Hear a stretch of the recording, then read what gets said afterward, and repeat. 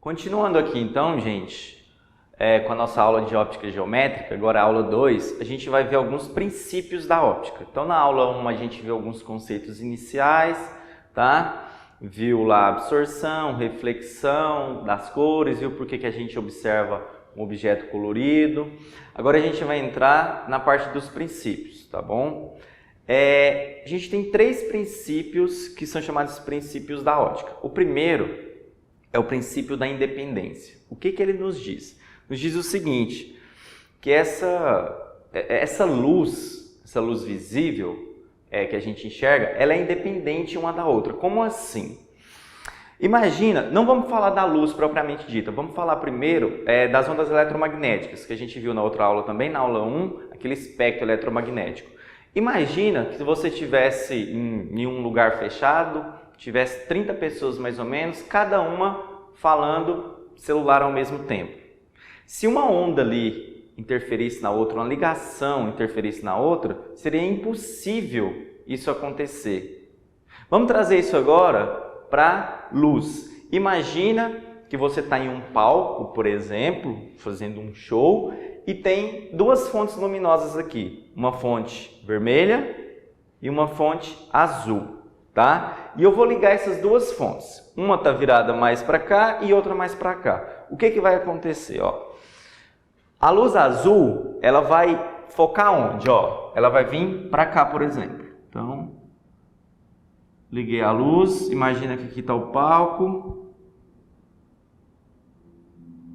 Nesse pedaço aqui, então, eu tenho a minha luz azul. E agora eu ligo a vermelha. Está virada mais para cá.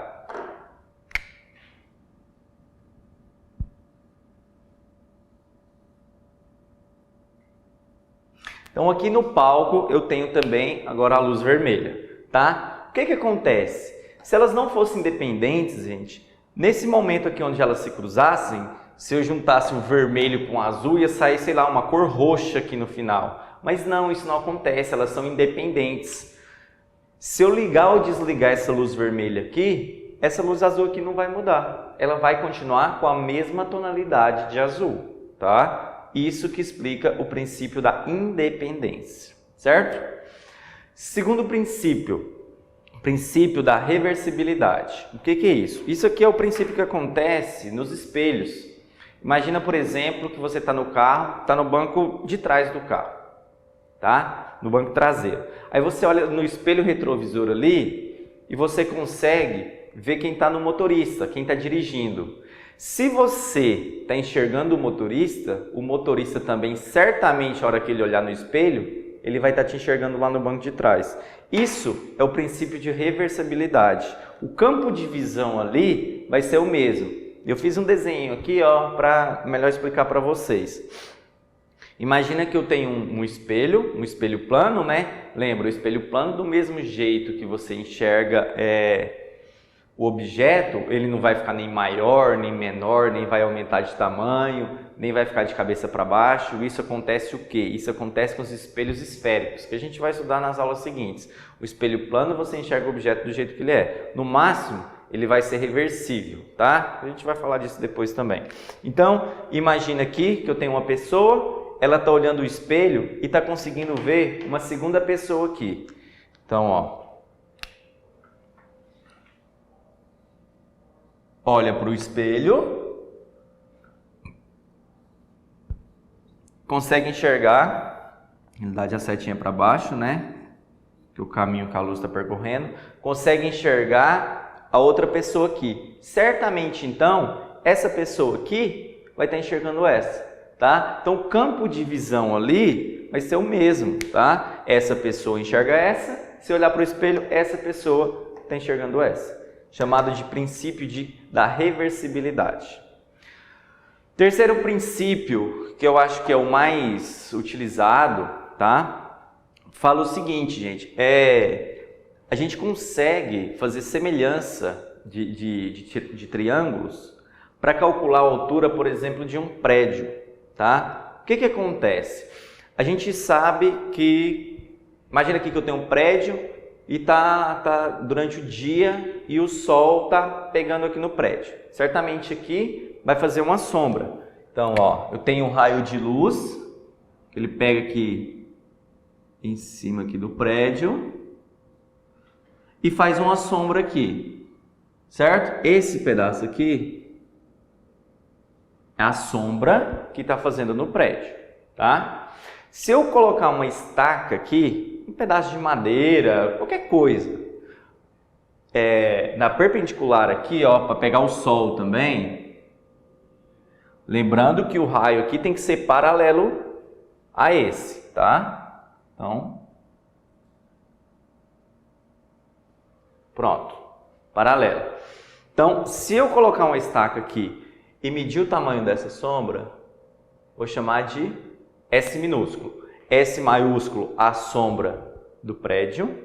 S minúsculo, a sombra que essa estaca aqui está fazendo, tá? Então, se eu sei a altura, vou chamar de H minúsculo. Se eu sei a altura dessa estaca, eu vou conseguir calcular a altura do prédio por semelhança de triângulo. H maiúsculo dividido por H minúsculo é igual a S maiúsculo dividido por S minúsculo. Então, H maiúsculo dividido por H minúsculo é igual a S maiúsculo dividido por S minúsculo. Ou seja, se você tem como medir o tamanho da sombra do prédio, isso não é inviável você medir. Então, se você tem o tamanho da sombra do prédio, tem o tamanho da estaca, que é uma coisa fácil de você medir também, e o tamanho da sombra da estaca, você consegue calcular a medida que era mais, vamos dizer assim, mais impossível de você medir, que era a altura do prédio.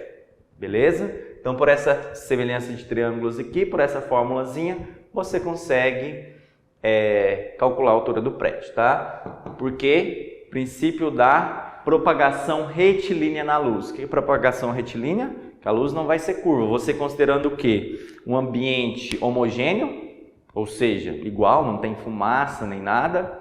Se eu estiver falando do ar, por exemplo, onde o ambiente é homogêneo, tá? A luz propaga retilínea, ou seja, em linha reta. Câmara escura é uma aplicação aqui dentro da propagação retilínea. O que é uma câmara escura, gente? É o princípio que as máquinas fotográficas utilizam para fazer a gravação dessa imagem. Desde lá dos primórdios lá que usava aquelas câmeras fotográficas onde certamente já viu algum filme em algum lugar onde o fotógrafo colocava a cabeça lá assim, colocava um paninho por cima e tirava a foto. Como que até hoje, na verdade, só que hoje não usa os filmes mais, né? Mas usa o mesmo princípio. Como que acontece? Seguinte, imagina que eu tenho um objeto, uma seta, para ficar mais fácil de vocês observarem o sentido aqui. Então eu tenho esse objeto.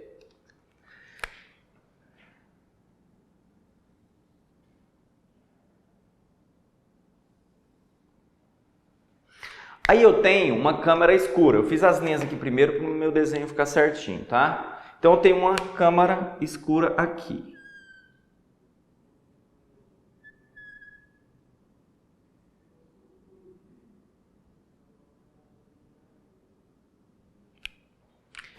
Essa aqui é a câmara escura, chamada de câmara escura, onde essas duas linhas vermelhas estão passando, é onde eu tenho um orifício, ou seja, onde tem um buraquinho, tá? Por onde passa as luzes. Então, aqui é o meu raio, que vem aqui de cima, raio de luz, e aqui o outro raio de luz que vem aqui embaixo. Eles se cruzam nesse orifício e formam a imagem aqui no fundo. E como que essa imagem vai ficar, gente? Se vocês perceberem aqui, essa imagem, essas luzes, elas cruzaram. Então, essa imagem vai ficar de cabeça para baixo aqui. Se aqui está o meu objeto, aqui vai ficar a minha imagem. Observem que, olha aqui, a seta está com a ponta para cima. A imagem está com a seta com a ponta para baixo. Desse jeito que funciona até hoje as câmeras fotográficas, lembrando só que não usa filme mais para gravar, tá? É tudo digital, mas aquelas câmeras onde tinha filme, você colocava o filme lá dentro, usa esse princípio desse jeitinho aqui, tá bom? Iremos estudar agora, gente, como que funciona eclipse, eclipse do Sol, eclipse da Lua. Só que antes a gente precisa aprender dois conceitozinhos, sombra e penumbra. Acredito que sombra, para a maioria, vocês sabem o que é, agora penumbra, nem todos. Então, eu vou explicar aqui como que funciona. No primeiro momento aqui, a gente vai considerar uma fonte pontiforme. O que é isso? Uma fonte de luz, imagina um LEDzinho, uma luz bem pequenininha, tá? Então, é chamado de fonte pontiforme. Então, é onde vai sair os raios de luz. Logo abaixo aqui, tem algum objeto. Imagina que seja até mesmo esse pincel aqui. Então, eu tenho a minha fonte pontiforme, meu LEDzinho de luz aqui, e tenho o objeto aqui, que vai impedir que essa luz passe. O que vai acontecer? Como que vai formar a sombra abaixo desse objeto? Você vai considerar que o raio de luz, claro que a luz, gente, ela vai sair aqui para todos os lados. Só que a fins didáticos, a gente pega dois raios de luz que eles vão passar na extremidade desse meu objeto. Então, ó, primeiro, o raio de luz vai sair aqui da minha fonte, do meu LED, e passar por essa extremidade, até chegar ao chão aqui, né, ao solo. Então, vamos fazer aqui o raio de luz. Saiu aqui da minha fonte, chegou aqui no solo. Vou fazer a mesma coisa para o outro lado. Vai sair aqui da fonte pontiforme, passar aqui na extremidade do meu objeto e chegar ao solo.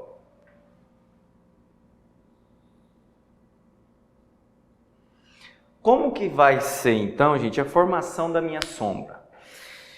Note o seguinte, desse espaço aqui, eu não tenho luz nenhuma. Então, aqui vai ser a formação da minha sombra. Desse pedaço aqui, onde eu risquei aqui mais forte de preto, vai ser a formação da minha sombra. Nesse canto de cá e nesse canto de cá, vai ser um lugar onde a luz vai chegar, tá? Então, não vai ter formação de luz nenhuma. Eu chamo aqui de espaço que é iluminado, tá? Iluminado aqui, iluminado aqui do outro lado. Então, a formação da sombra é só aqui no meio, beleza? Esse foi o primeiro caso, que a fonte é pontiforme. Segundo caso, onde é uma fonte extensa. O que é uma fonte extensa? Em vez de ser só um LEDzinho, considere agora que é uma lâmpada daquelas grandes. Sala de aula, por exemplo, normalmente tá? Você tem aquelas lâmpadas grandonas que ficam no teto. Então é chamado de fonte extensa. Considera o mesmo objeto aqui, o pincel que está abaixo dessa lâmpada, tá? O que vai acontecer?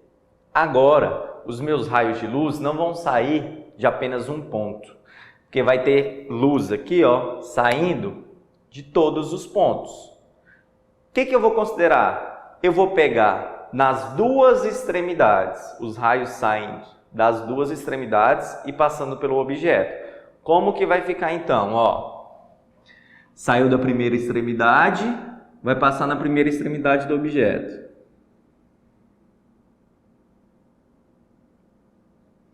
Saiu dessa extremidade, passar na segunda extremidade do objeto. Faço isso, a mesma coisa, do outro lado. Passou pela primeira extremidade, passou pela segunda extremidade.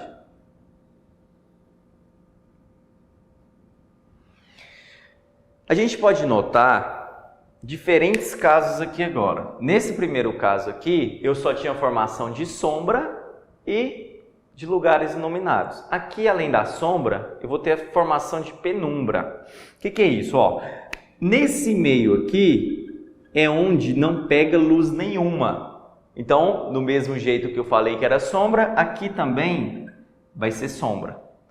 Desse lado aqui, eu vou fazer de outra cor, para ficar mais visível. Aqui e aqui vão ser os lugares onde vai estar iluminado. Então, vai pegar toda a luz que tem no ambiente, que está vindo dessa fonte extensa, vai iluminar tanto aqui como aqui. Aqui não vai iluminar nada. E esses dois pedaços aqui agora? É onde, gente, está iluminado parcialmente. É aquele lugar que não está clarinho, mas também não está totalmente escuro. Não está formado a sombra todinha. É chamado de penumbra. Esse nome aqui, ó, eu só não vou escrever ele aqui porque não cabe. Então, vou colocar só o P aqui, ó, de penumbra, tá? Na sala de aula, gente, que tem essas lâmpadas, é fácil você perceber. Se as lâmpadas estiverem ligadas e você movimentar com a mão, assim, ó, próximo à mesa, você pode ver que o reflexo da sua mão forma lugares onde está passando toda a luz, onde tem a sombra totalmente formada e aquilo que está assim, não está muito claro e nem muito escuro. Isso, essa formação aqui, ó, é a formação de penumbra, certo? Dito isso, então, gente, a gente esclarecendo o que é sombra e o que é penumbra, a gente consegue estudar como que é a formação de eclipse, tá? Eclipse do Sol e eclipse da Lua. A gente vai ver a diferença agora. Primeiro, eclipse da Lua.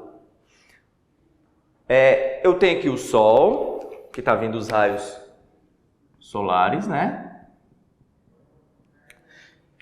Está passando pelas extremidades da Terra, igual eu fiz aqui no caso anterior. E a Lua, ela vai estar posicionada, vou fazer de vermelho. Vou colocar um L. Aqui atrás.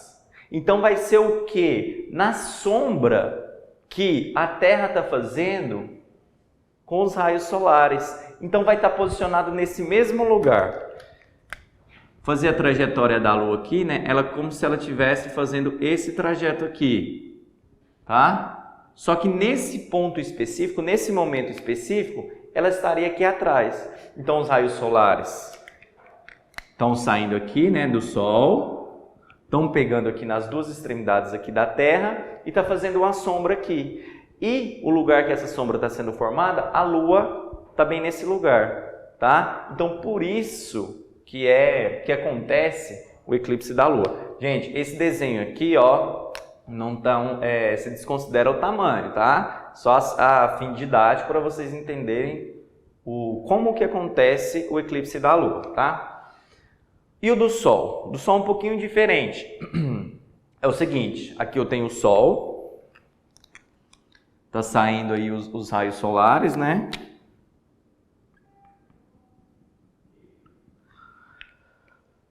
Tenho a Lua. Então, o eclipse do Sol, ó, eu peguei os raios solares saindo das duas extremidades, assim como eu fiz aqui, tá? Então, tá saindo aqui, ó, das extremidades.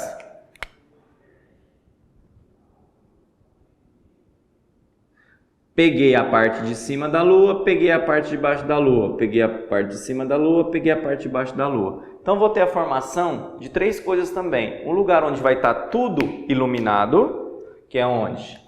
Desse pedaço aqui, que não acontece eclipse nenhum, tá? Tem o segundo caso, onde eu vou ter o eclipse total, que é só nesse pedacinho aqui, tá? Que é onde acontece a sombra. Então, todos aqueles observadores que a gente chama, todo aquele pessoal que estiver observando o eclipse desse ponto aqui específico da Terra, ele vai ver um eclipse total do Sol, tá? E esses pontos intermediários aqui, que eu vou fazer de vermelho. Esses pontos intermediários, acontece o quê? A penumbra, onde não vai ser um eclipse total e nem vai ser onde está totalmente iluminado. Então, você vai ver o quê? Um eclipse parcial. Então, nesses pontos aqui, ó, onde está em vermelho, você vai conseguir ver um eclipse parcial do Sol, tá? Então, desse jeito acontece o eclipse da Lua desse jeito acontece o eclipse do Sol. Então a gente terminou aí os conceitos iniciais dessa parte de ótica geométrica com essas duas aulas. É isso aí.